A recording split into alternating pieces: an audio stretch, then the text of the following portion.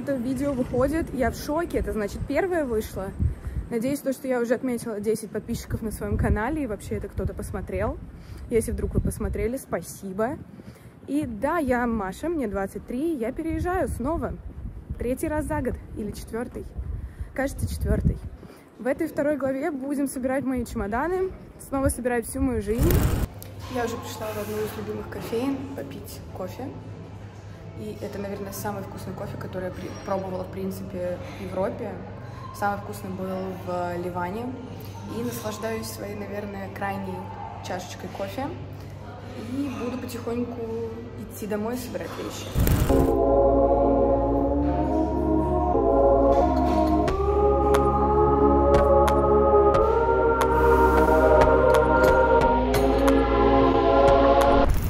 Этот день просто неожиданно стал самым прекрасным за последние 4 месяца. Я только что получила звонок, настолько долгожданный, в котором мне сказали то, что со мной хотит зафиналиться компания, и я получаю оффер на стажировку в Париже по маркетингу в компании, которую я реально хотела и которая была у меня первая в списке. В общем, я просто невероятно счастлива и иду в магазин за Кока-Колой, потому что, ну, это повод, я считаю, чтобы выпить Кока-Колу и отметить. Кажется, завтра я переезжаю. Но все не так просто, я не сразу еду в Париж. Каким-то образом я еду из Берлина в Барселону. Остаюсь у своей подруги. Одним днем я еду в Мадрид, когда будет готова моя виза, чтобы, дай бог, fingers crossed, ее получить. И оттуда уже возвращаюсь в Барселону и переезжаю в Париж. И все это за 1 неделю. И сейчас, чтобы вообще понять, какой билет мне покупать, я хочу попробовать собрать чемоданы, понять вообще, в какой объем влезает моя жизнь, и по возможности оставить здесь 1 чемодан в квартире, потому что билеты стоят просто как крыло от самолета.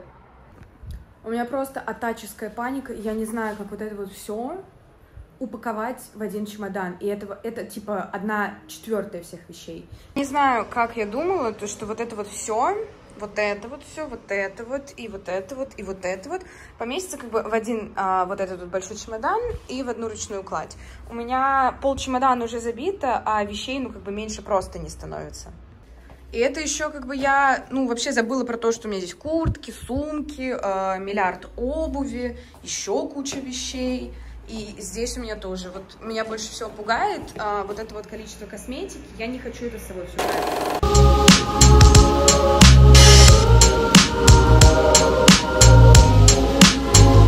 Лучшая часть переезда — это не успеть на нужный мне поезд, поэтому мне еще ждать где-то 15 минут.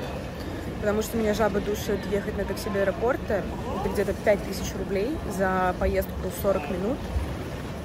Настроение в Москве можно на Майбахе покататься, поэтому у меня тут чисто свой Майбах.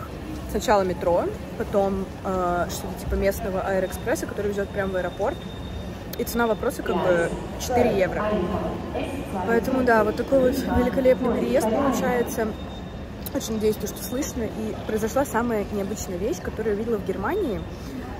Здесь, ну, по крайней мере, я за всю свою жизнь в Европе, классно я сказала, да? В общем, я за всю свою жизнь в Европе никогда не видела, чтобы кто-то помогал донести сумки, когда девушка, допустим, с тяжелыми вещами. И сейчас у меня с собой 2 чемодана, и мне что спуститься в метро помог мужчина, сам предложив, и потом мне еще женщина помогла, нужна ли мне помощь. И очень, конечно, приятно. Я думала, только в России типа помогают, но оказывается и здесь очень классно.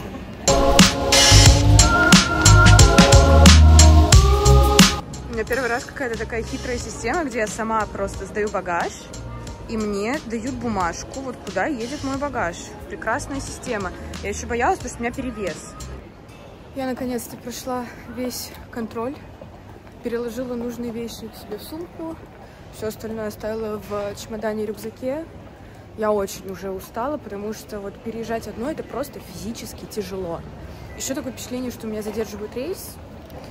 Теперь у меня пересадка будет 40 минут, но я думаю, то, что я успею. Если что, подождут. Такой вот обзор на аэропорт, машины. У меня уже, мне кажется, сложился какой-то топ любимых аэропортов. Я незапланированно в этом аэропорту побывала типа 4 раза. Настроение, все сидят и пьют пиво. Почему я не там? У меня не бывает без приключений. Самолет задержали на 1,5 часа, потому что везде молния и гром по всей Европе. Я не успеваю на свой следующий рейс, но мой следующий рейс тоже немножко не успевает. Поэтому, когда я окажусь в Барселоне, вообще непонятно. Но переезд у меня однозначно и полет самый интересный. И, разумеется, мой самолет второй улетел без меня. Я очень мило поболтала со всеми людьми, которые тоже опоздали на свой рейс. И мы теперь очень дружно идем к стойке Air France, договариваться вообще, где сегодня мы проведем свою ночь. И когда мы улетим в нужные нам страны. Самое классное, я еще забыла в Берлине свою зарядку от компьютера. У меня есть зарядка только от айфона. Мои приключения и моя жизнь — это реально просто сериал. И реалий человека, у которого, разумеется, была истерика. И я вылетаю завтра утром в 9 утра не в Барселону, а в Мадрид. Сразу получать свою визу. И, возможно, вечером улечу в Париж уже окончательно. Я просто разрыдалась, просто потому что, я не понимаю, что в жизни происходит. Я никому бы не пожелала таких просто приключений. Все очень романтизируют путешествия. На самом деле это происходит так, что, ты спишь в аэропорту, ты не понимаешь, что происходит. И я безмерно благодарна, что у меня есть волшебная банковская карта, которая может мне обеспечить определенный уровень комфорта и лишние непредвиденные траты. Потому что эти траты, это космос.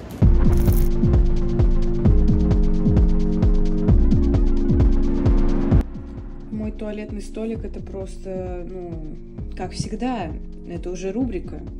И что выдает Air France? Что-то помидоры с базиликом, что-то для сэндвичей, для бутербродов. Это мое познание французского, да? Прекрасно, C1. Едем дальше. Яблочный сок, вода, что-то какой-то сухарик, табуле салат. Я такое не ем, но пусть будет. И галеты. Прекрасно. Разумеется, путешествую со свиньей и с яблоком. Это вот хорошо, что я бабка. Я себе взяла 2 яблока, сырники, орехи. Я хотя бы выживу. Доброе утро. Я спала 3 часа. Это самое реальное, как я буду выглядеть. Последние полчаса я провела над раздумыванием вообще, куда я еду дальше. Типа, что я делаю, насколько я еду. А я до сих пор не понимаю. Я понимаю, что я лечу в Мадрид, я понимаю, что я сегодня попробую получить визу. Но я не понимаю, улетаю я сегодня из Мадрида или я остаюсь там. То есть у меня нет ни билета, ни жилья, если я решу остаться. Я не готова просто думать.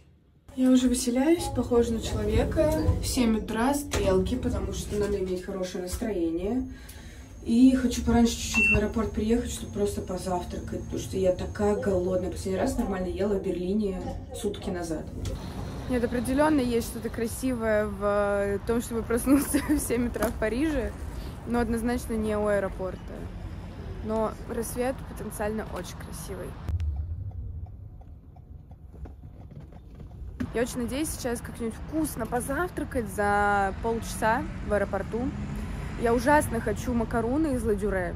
Я, конечно, понимаю, что я немножечко выхожу за рамки бюджета, но мне кажется, в таких ситуациях нужно себя радовать макаронами.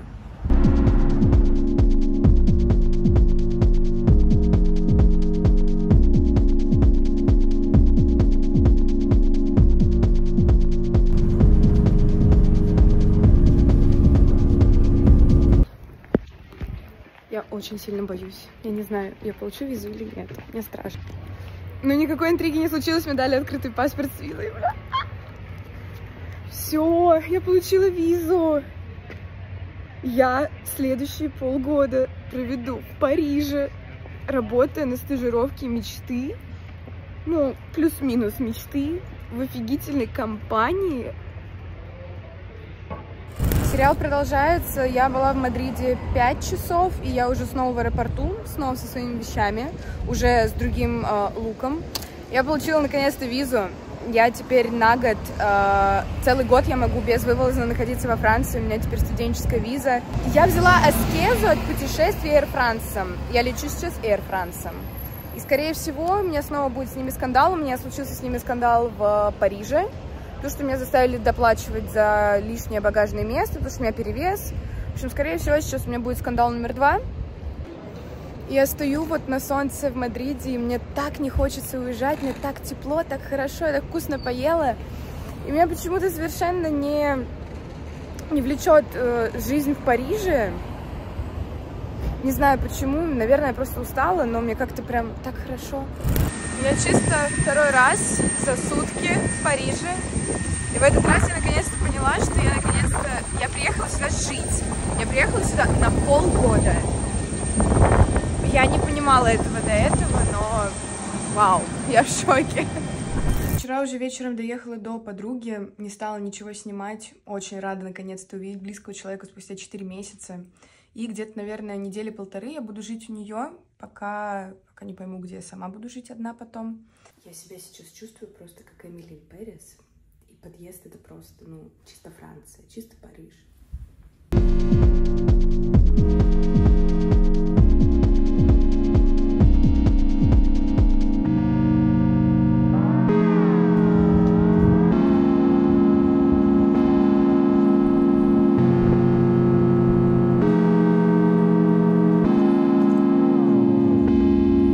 Пока что мне очень все нравится.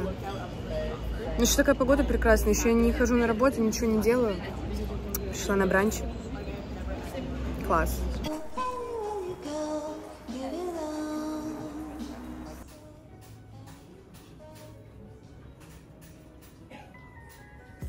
See, like it has the sound. Oh my. I don't even have a place to live, and I want to buy. Мне негде жить, но я хочу купить это все.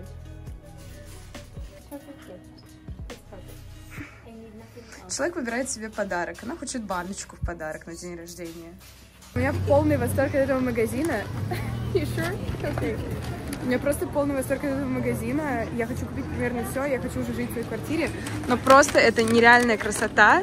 У меня не было никаких просто ожиданий Парижа, и я не могу налюбоваться. Ну, как, блин, невероятно. Как бы цены на белые грибы 60 евро килограмм, 6000 килограмм. Великолепно. The bill.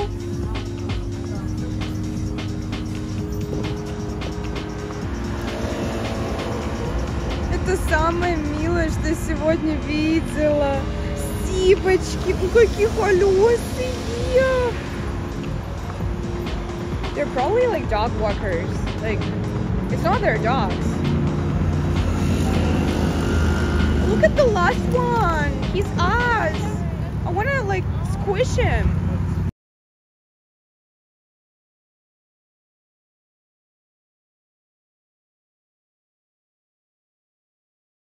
Вы знаете, это такой один из моментов, когда я смотрю на вид, и я такая, черт, я здесь живу теперь.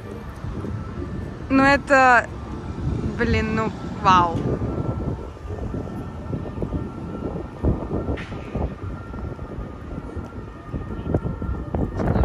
Теперь типичная француженка. Багет, вид на стену.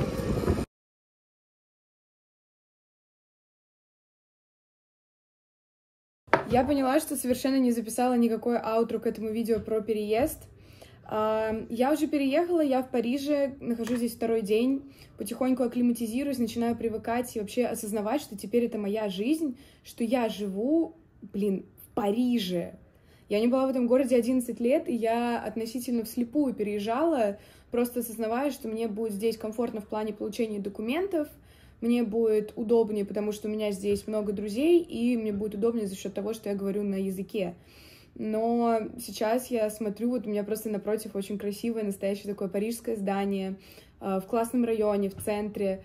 Я смотрю на балконы соседей с зеленым садиком, и я не могу просто поверить и до конца осознать, что я теперь здесь. Мне в принципе, весь этот переезд занял 4 месяца, потому что это был титанически тяжелый период в плане поиска стажировки. Мне было сделать это немножко сложнее, чем другим людям, но у меня получилось.